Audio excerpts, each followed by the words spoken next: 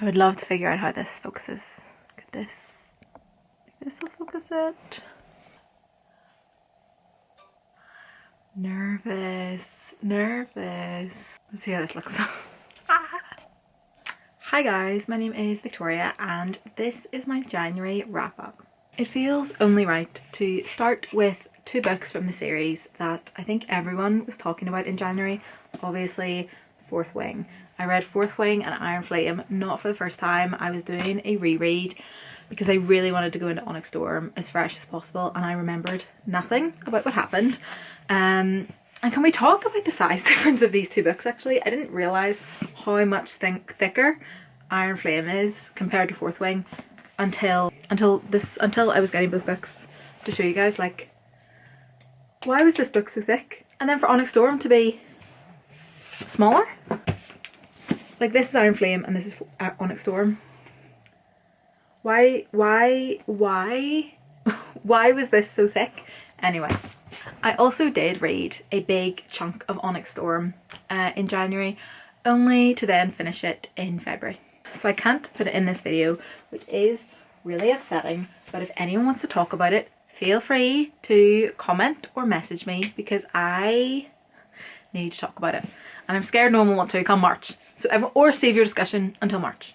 I reread both these books for Onyx Storm being released and I actually did enjoy Onyx Storm more the second time around. I remember really struggling to get through Iron Flame whenever I read it the first time around, and this time I was able to enjoy it a lot more. I think it's because I knew where the story was going, so I just kind of sat back and enjoyed the journey a bit more. I'm still unsure it needed to be this thick, but I did enjoy it much more this time around.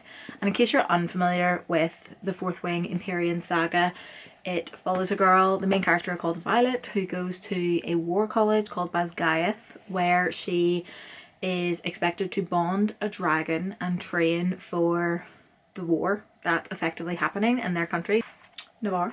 It basically just follows her time training at this war college, enemies she makes along the way, friends she makes along the way, and dragons that she might bond along the way. Fourth Wing was a very enjoyable fantasy read. I feel like anyone that's interested in fantasy has already read it, but if you're thinking of giving fantasy a go, this is quite a good starter one. It holds your attention, it gives you a bit of a romance subplot, political intrigue, an overarching mystery throughout the whole thing, and the stakes do feel very high. Iron Flame is the second book in the series and slightly less gripping than Fourth Wing, but still worth a read, and I would recommend the series, and I can't wait to talk about Onyx Storm when enough time has passed. I feel like I'm not really discussing these books as well as I should, but it's because I know everyone's already read them if they're interested in fantasy, but I gave them a reread and that's why they're in my January wrap up. And for anyone that is looking for an introduction to a fantasy series, I would recommend this one. The world building is done quite well, there's not a lot of info dumping, and I think it's a good introduction to the genre. While we're talking about fantasy books that everyone has already read, I finally read Red Queen by Victoria Aveyard. This seems to be a book that everyone has read, everyone recommends, everyone knows the twist that comes with it, and I think I learnt about the twist way back when I thought I was going to read it maybe 10 years ago, and subsequently forgot it and then remembered it maybe halfway through the book. So the end didn't have the same payoff it does for a lot of people, but I did really enjoy the story. Our main character in this one is a 17-year-old girl called Mare, and she is a red, which means she has red bloods, because in this world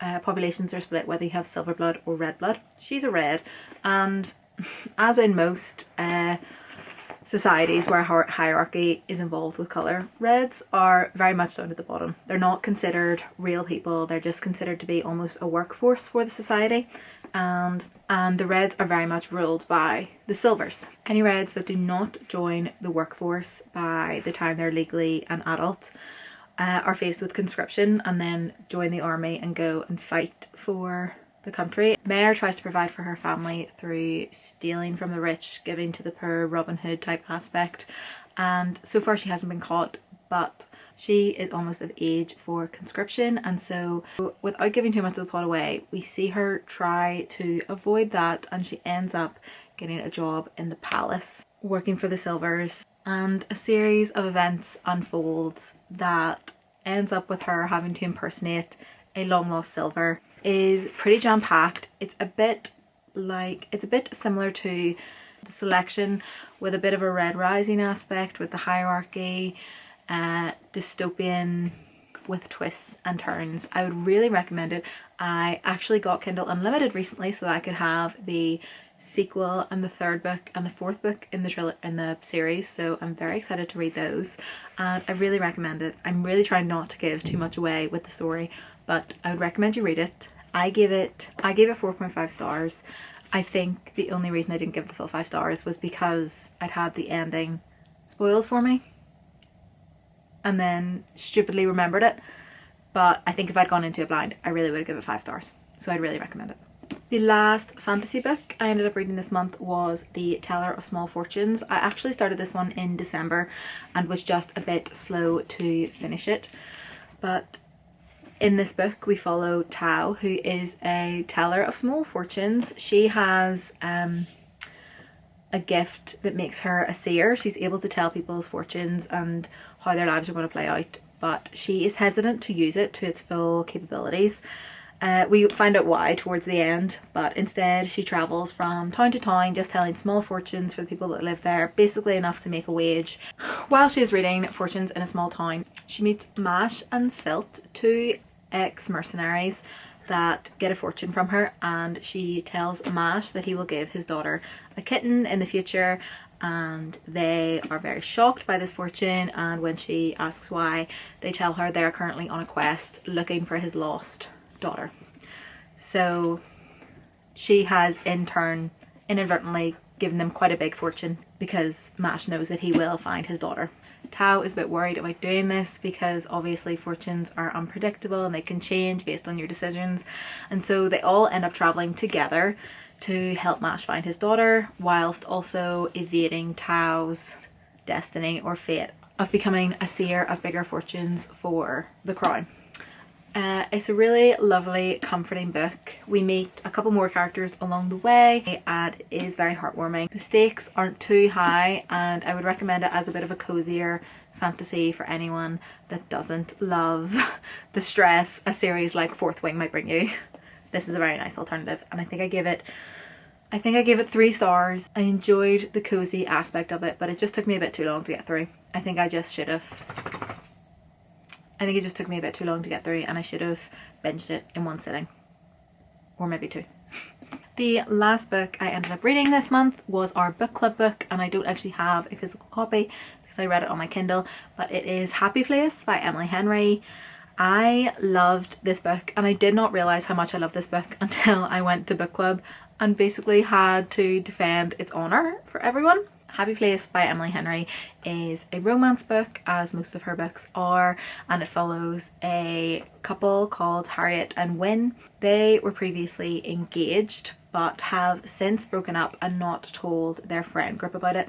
So when one of their friends, Sabrina, gathers everyone to a lake house for one last holiday, she invites Wynne and Harriet, not realising that they're no longer together anymore and they have to pretend to be together for the trip. I'm going to say there's obviously a miscommunication trope in it because I feel like most romance books need to have a miscommunication trope in it, but this one I do actually feel is well done, and I actually understand the main character's motivations for miscommunicating or keeping information from each other. It really delves well into their past relationships, their upbringing and how that's different and how that then moulded their adult attitudes and motivations, I guess. I'd really recommend it. I ended up feeling incredibly seen by the end of the book and just really resonated with some of the takeaways from the book. It's also got a really lovely cast group of friends. You almost feel like they're real people and you end up rooting for everyone that you read about in the story. There's no one that unlikable and they all kind of go on their own story arc to follow, and it was really enjoyable and I'd really recommend it. I think originally I was set on 4 stars for that book, but I think with how hard I defended it at book club, I ended up giving it 4.5 because the characters I just thought really sold the book to me. Obviously the other book I nearly finished in January was Onyx Storm, but I ended up finishing it on February 1st, so I'm not going to be able to talk about that one in this wrap up, but I am so excited to talk about it in March, as well as some of the other books I am currently reading, because I am only filming this on the 8th of February. But please forgive me, I was in Prague at the start of February, so I am doing this at my earliest convenience. Those are all the books I read this January. I'm quite happy with all the books I read. I maybe wish I picked up a non-fiction just to broaden the genres out a little bit, but I'm so excited to see what February brings me, and I'm already excited to talk about some of the books that I finished. Thank you guys so much for watching, and I hope I see you next time. Bye!